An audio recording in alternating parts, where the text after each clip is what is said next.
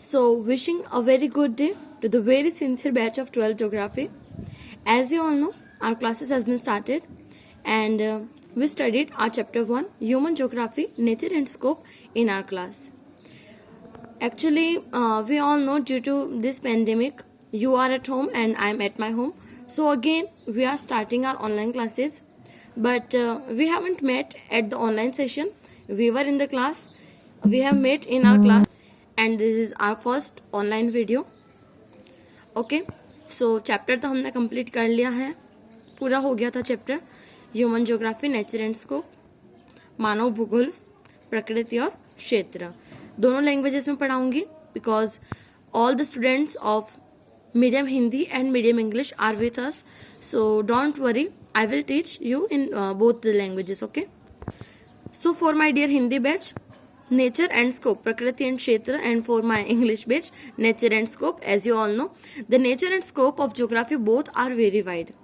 We have discussed this chapter very sincerely in our class and I know you all have understood this. आप सबको समझ में आ चुका है. फिर भी हम लोग क्या करते हैं कि एक 10 मिनट का क्विक रिवीजन ले लेते हैं. इसके बाद से जल्द ही हमारा फेस टू फेस इंटरेक्शन चालू हो जाएगा. ठीक है, hope for the best and be positive, not by report, by mentality. Okay so हम इसमें इम्पॉर्टेंट जो पॉइंट्स हैं उन सबको पढ़ लेते हैं because revising the whole chapter is not easy.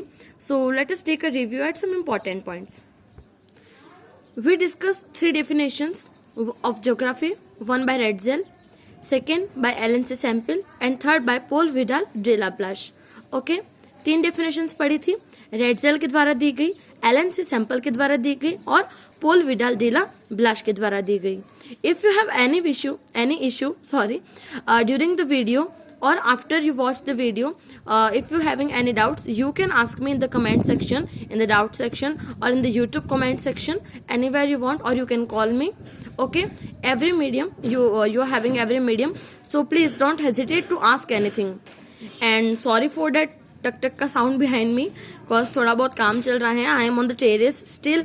I will try कि आप लोगों को साउंड वगैरह नहीं आए, बट अगर थोड़ा बहुत साउंड आ रहा है तो प्लीज़ अवॉइड यूजिंग ईयरफोन्स. अगर ईयरफोन्स और हेडफोन्स लगाओगे तो साउंड हो सकता है बढ़ जाए. सो थोड़ा आप है ना ऐसे by your phone volume, try to listen by your phone volume, don't use earphones और headphones if you are facing any sound disturbance behind me. Let us start. Human geography is a synthetic study of relationship between human societies and earth surface. अब Ratzel भाई का ऐसा कहना है कि जो human geography है, इसका मतलब हिंदी मीडियम वाले भी ध्यान से सुनना, मानव भूगोल जो है, ठीक है, वो ह्यूमन सोसाइटीज, ठीक है, मतलब ह्यूमन सोसाइटीज का मतलब होगा मानव के समाजों या फिर मानव समाजों. और क्या है सरफेस, अर्थ सरफेस मतलब जो पृथ्वी है उसका धरातल. ठीक है, तो पहली बात क्या कही इन्होंने, ह्यूमन ज्योग्राफी मतलब जो मानव भूगोल है वो सिंथेटिक स्टडी है. ठीक है, सिंथेटिक स्टडी मतलब संश्लेषित अध्ययन है. एक किसी चीज का डीपली उसको समझना या फिर डीपली उसके ऊपर सिंथेसाइज करना, उसके ऊपर स्टडी करना, उसको सिंथेटिक स्टडी कहा जाता है. और किसके रिलेशनशिप का मतलब किसके बीच के संबंधों का, सबसे पहला ह्यूमन सोसाइटीज मतलब जो मानव समाज है उसका, और दूसरा अर्थ का जो सरफेस है, उन दोनों के बीच का जो संबंध है उसके ऊपर संश्लेषित अध्ययन करना, सिंथेटिक स्टडी करना क्या है, भूगोल है. और कौन सा भूगोल है, मानव भूगोल है. ऐसा कौन कह रहा है, रेडजेल कह रहे हैं. ठीक है, तो ये डेफिनेशन क्लियर हो गई है और आई नो कि आप सबको ये डेफिनेशन याद भी है. जिस दिन मैंने क्लास में पढ़ाया था उसी दिन ऑलमोस्ट 90% बच्चों को डेफिनेशन याद हो चुकी थी और बहुत अच्छा आप लोगों ने पेपर में बहुत अच्छा किया. मैंने आपकी बुक्स चेक की, मुझे बहुत खुशी हुई. So keep doing this. ठीक है, 11th क्लास की बुक्स जो है वो मैंने बहुत अच्छे से आपके चेक किए, सबका रिजल्ट बहुत अच्छा रहा. I am very happy and try to give your best in this upcoming class 12th class onwards. I hope for your best and मैं जानती हूँ कि आप सब लोग बहुत अच्छा कर रहे हैं, बच्चों ने बहुत अच्छा काम किया है. ये देख के मुझे लग रहा है कि पूरा बैच जो है वो बहुत ऑलमोस्ट जो बैच है वो इंटेलिजेंस की एकदम हाई लेवल पर है और आप लोग 12th में भी ऐसा ही करेंगे. मैं ऐसा होप कर रही हूँ. वैसे कोई दिक्कत नहीं होगी क्योंकि आप और हम साथ हैं. जब भी दिक्कत होगी मैं हूँ, आगे खड़ी हूँ आपके आगे. वैसे कोई दिक्कत मैं आने नहीं दूंगी. फिर भी अगर आपको कोई डाउट है, कुछ भी है, आप मुझे उसी टाइम पूछना. ठीक है, I will clear your doubt any time anywhere. So synthesis has been emphasised in the above definition. अब यहाँ पर कहा जा रहा है कि जो अबोव डेफिनेशन किसकी, रेडजेल की जो मानव भूगोल की परिभाषा दी गई है उसके ऊपर संश्लेषित अध्ययन पर गौर किया गया है। मतलब सिंथेसिस जो है उसके ऊपर इन लोगों ने ज्यादा एम्फेसाइज किया हुआ है। और एक बात जो मैंने 12th पढ़ी थी जिस समय, उस समय दे रखी थी, आपकी बुक में नहीं है, कि जो रेडजेल की डेफिनेशन है वो रेडजेल की ही अपनी खुद की पुस्तक एंथ्रोपो जियोग्राफी, जिसका नाम था एंथ्रोपो जियोग्राफी, ठीक है, उसके अंदर इन्होंने ये डेफिनेशन दी थी। ये बहुत इंपॉर्टेंट चीज है, आप ध्यान रखें इसका। और इसके अंदर इन्होंने एनवायरनमेंट को एकदम डीपली एक्सप्लेन किया था, ये चीज भी इंपॉर्टेंट है। हो सकता है बुक में बहुत सारे चीजें चेंजेस होते रहते हैं एनसीईआरटी की बुक्स में, ऐसा कुछ खास नहीं है, फिर भी जो इन्फॉर्मेशन मेरे पास में है, this is my duty to give you और to provide you all the information and all the knowledge I have. Next, Ellen C Semple क्या कहना चाह रहे हैं, human geography is the study of the changing relationship between the unresting man and the unstable earth. ध्यान से देखना शब्दों को, क्योंकि सारी चीजें जो है वो वर्ड्स के ऊपर ही डिपेंड करती हैं। अब पहले सेम ही चीज थी, डेफिनेशन एक ही है, लेकिन शब्दों को थोड़ा बहुत घुमा दिया जाता है, ठीक है।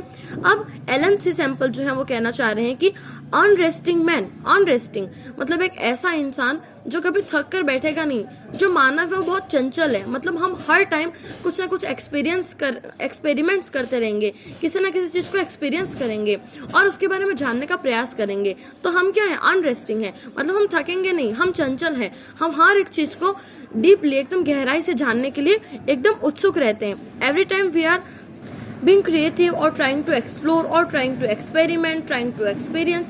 तो ये सारी चीजें जो है वो हमारी हैबिट्स हैं। हम है अंडरस्टैंडिंग मैन, मतलब कौन, वी द पीपल। और अनस्टेबल अर्थ, अनस्टेबल अर्थ का मतलब है ये जो धरती जो अनस्टेबल है, मतलब अस्थाई है।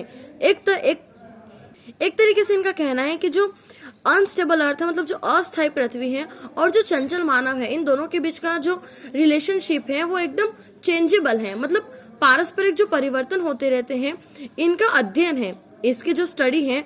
मतलब अनरेस्टिंग मैन, चंचल मानव जो है, हिंदी मीडियम वाले ध्यान से सुनते रहना, ठीक है बेटा, क्योंकि मेरे पास में क्या है ना, अभी इंग्लिश मीडियम की बुक्स आई है ना हिंदी मीडियम की आई है।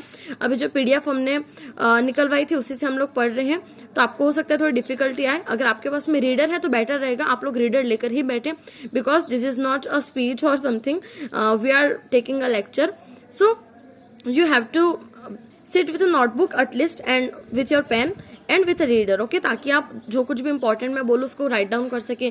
जैसे कि मैंने आपको बताया कि एंथ्रोपो जियोग्राफी रेडजेल के जो रीडर है, सॉरी जो बुक है, उसके अंदर डेफिनेशन दे रखी है। तो ये चीज आपके पास में नहीं है, ना रीडर में है ना आपकी नोटबुक में है, तो ये आप ऐसे पॉइंट्स जो है उनको लिखते रहिए, ताकि हमारे पास में जो नॉलेज है वो वाइड रहे और हमारे पास में सोर्सेज रहेंगे बाद में पढ़ाई करने के, ताकि लास्ट टाइम पे क्या पढ़ूं कहाँ से पढ़ूं ऐसा नहीं होगा।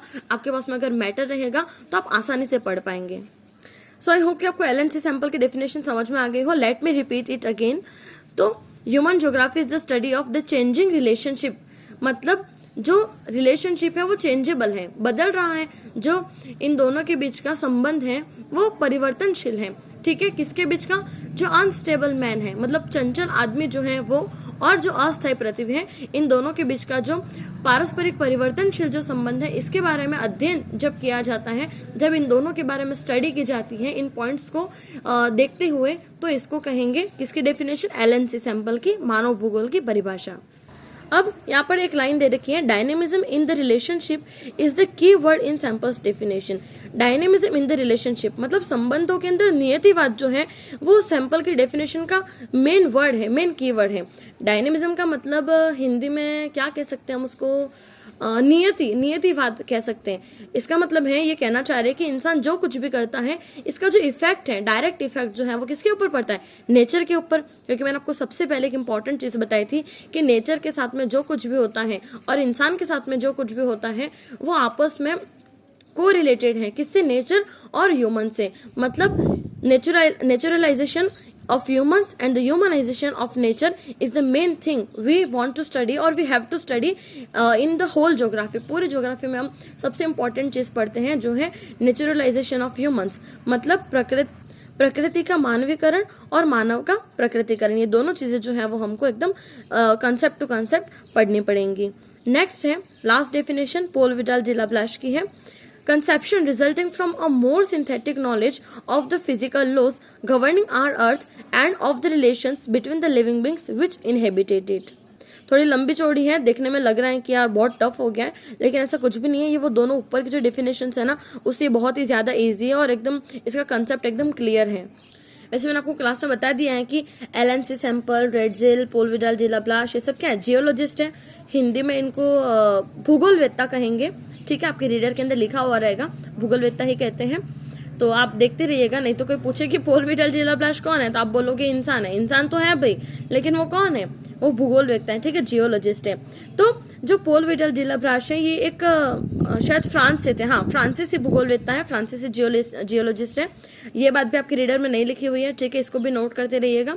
तो वो कहना चाह रहे हैं कि ये एक बात याद रखना, इन्होंने संभववाद की नींव रखी हुई है। ये जो है वो बहुत ही इंपॉर्टेंट जियोलॉजिस्ट है। अभी ज्यादा कुछ भी नहीं कहना चाह रहे, कुछ भी नहीं कह रहे, ये बस इतना कह रहे हैं कि इनके अनुसार इनका मानना ये है कि जो भूगोल है, कौन सा भूगोल के बारे में पढ़ रहे, 2 बार बता दिया है। भौतिक भूगोल, मानव भूगोल अलग अलग चीजें हैं, हमको 12th क्लास में मानव भूगोल ही पढ़ना है, ठीक है। तो जो मानव भूगोल है वो पृथ्वी और मानव के पारस्परिक संबंधों को एक नया विचार देता है। ये बस इतना कहना चाह रहे हैं कि conception resulting from a more synthetic knowledge of the physical laws, मतलब जो भौतिक रूल्स हैं, लॉज हैं, नियम जिसको कहते हैं, ठीक है, भौतिक नियम जिसको कहेंगे हिंदी में, किसके अंदर के, मानव भूगोल, ठीक है। मानव भूगोल के अंदर के जो नियम हैं जो पृथ्वी को नियंत्रित करते हैं, किसको नियंत्रित करते हैं, मतलब जो अर्थ है हमारा उसको कंट्रोल करते हैं, किसके, फिजिकल लॉज, अर्थ के। तो जो अर्थ के फिजिकल लॉज हैं उनका ज्यादा से ज्यादा जो सिंथेटिक नॉलेज है उनको कौन प्रोवाइड करेगा, ऑब्वियसली मानव भूगोल, ह्यूमन ज्योग्राफी प्रोवाइड करेगा, ठीक है। और इसके ऊपर रहने वाले लोग कौन, हम हो गए। देखो, गवर्निंग आवर अर्थ, हमारी अर्थ को नियंत्रित करने वाले, गवर्न करने वाले, end of the relations between the living beings which inhabited, मतलब पृथ्वी पर जो रहने वाले जीव हैं, कौन, हम हैं, एनिमल्स हैं, हर कोई एक जीव जो इस पृथ्वी पर रह रहा है, ठीक है। तो the governing our earth end of the relations between the living beings which inhabited, तो जो जीव इस पृथ्वी के ऊपर रह रहे हैं और यहाँ के जो भौतिक नियम है, इन सबको, पृथ्वी को जो नियंत्रित करता है वो कौन करता है, मानव भूगोल करता है। और इससे ये हमको एक ज्ञान का जो नया विचार जो है वो हमको प्रोवाइड करवाता है, कौन करवाता है, मानव भूगोल। तो ऐसा कौन कहना चाह रहा है, पोल विडाल डी लाप्लाश जो है, एक बार आपको पूरी डेफिनेशन साथ से बताती हूँ, ध्यान से देखना।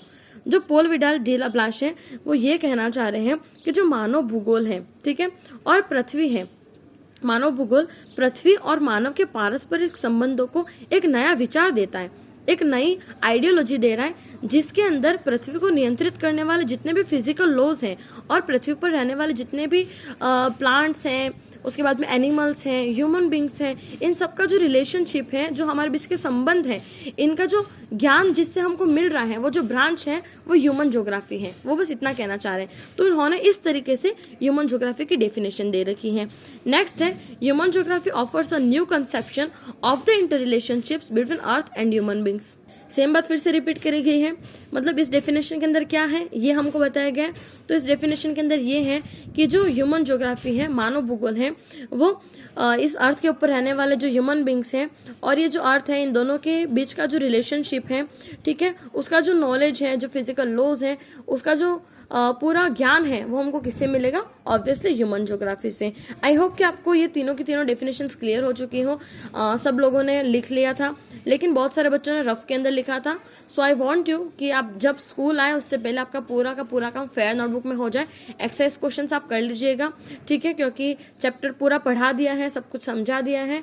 सो आई होप कि एक्सरसाइज क्वेश्चंस करने में आपको कोई भी डिफिकल्टी नहीं होनी चाहिए, बहुत ही ईजी था, ठीक है। और कुछ एक चीजें ऐसी हैं इस चैप्टर में जो हमने बहुत गौर से और बहुत बार पढ़ी थी, जो थी naturalisation of humans and humanisation of nature. इस टॉपिक में आपको कोई दिक्कत नहीं होगी। और ये जो चैप्टर है वो हमारा फिनिश हो गया, लेकिन ये एक छोटा सा पोर्शन जो most important, most very very important इसके अंदर से था, तो मैंने सोचा कि आपको एक बार ये टॉपिक में एक्सप्लेन कर देती हूँ। दूसरी बात, मुझे लग रहा है कि मेरी जो बोलने की स्पीड है, मैं क्लास में भी आपको बार बार बोलते आई हूँ कि अगर आपको लग रहा है कि मैम की जो बोलने की स्पीड है वो बहुत ज़्यादा है, तो वैसे आप सबको बहुत ज़्यादा नॉलेज है, एक्सप्लेन करने की ज़रूरत नहीं है। फिर भी आप यूट्यूब की सेटिंग्स के अंदर जाके प्लेबैक स्पीड को नॉर्मल कर लीजिएगा, आपके हिसाब से एडजस्ट कर सकते हैं आगे पीछे। अगर किसी को लग रहा है कि कम है तो बढ़ा ले, ऐसा तो हो नहीं सकता है वैसे, लेकिन अगर आपको लग रहा है कि स्पीड ज़्यादा है तो आप ऑब्वियसली वहाँ प्लेबैक स्पीड के अंदर जाकर उसको कम ज़्यादा कर सकते हैं।